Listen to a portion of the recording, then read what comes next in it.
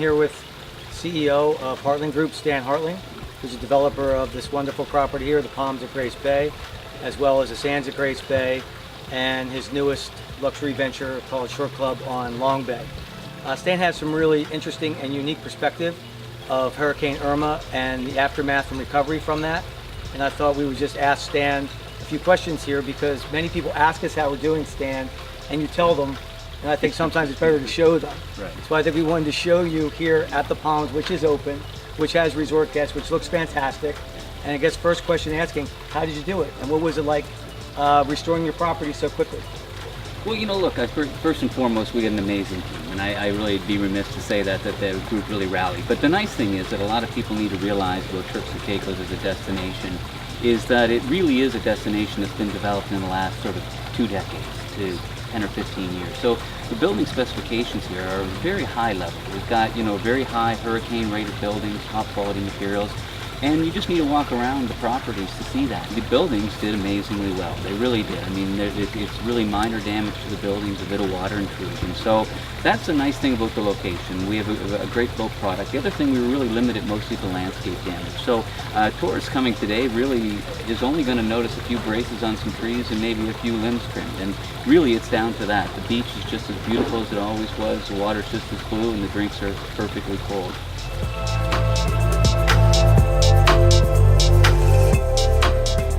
Here with Grant Noble, General Manager of 7 Stars. Grant, 7 Stars was ground zero in Hurricane Irma. You remained open. Yep. I believe fed 190 people breakfast the morning after. 8 o'clock. And very interested about your perspective in terms of with the property and your team doing such a great job weathering that storm, as well as doing beautifully through the aftermath and recovery.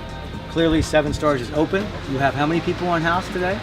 We got 240 guests on property. We're running about 72% occupancy. So yeah, we're busy. And you know, Turks and Caicos, 7 Stars is definitely open. The Turks and Caicos is open for business. We were lucky. 7 Stars was lucky during the storm, but we were good. The team worked well together. Our engineering team, our cleanup crew, and we did well to stay open. We did serve breakfast at 8 o'clock the next morning to all our guests. And we were one of the few properties that actually, possibly the only one that didn't close at all during the storm. So, but everyone's open now.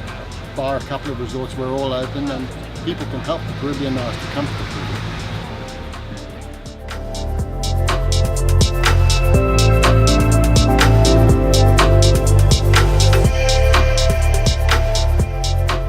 I'm here at the world famous Grace Bay Club on Grace Bay Beach with Thierry Grandsire, who is the managing director of Grace Bay Club.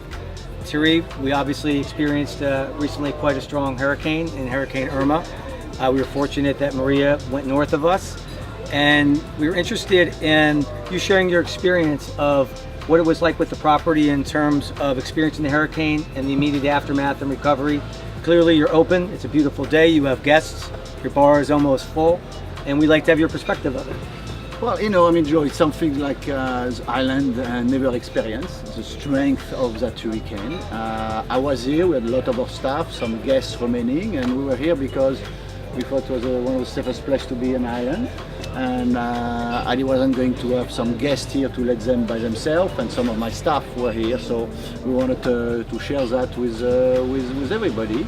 You know, it was scary because of the strength of it. The morning after was a little bit, I want to say eye-opener, or you realize that no pun intended. Yeah, like the extent of the damage, you know, something like, you know, the tree down, I think like the building was okay. The palapa, the bar, like the first thing we looked like didn't flew off. We were very surprised, and after doing the tour of the hotel, you know, we realized like maybe it was going to be a lot of work. So that was a Friday where we were exhausted from the preparation, exhausted from the not sleeping much during the night, and on a Saturday we had everybody back at work, and we realized, no, I think we'll be okay. And from my first impression on a Friday morning, say, oh, I hope I'm going to be ready for Christmas to open. On a Saturday, we say we're thinking to open October 1st, and actually we opened September 30th.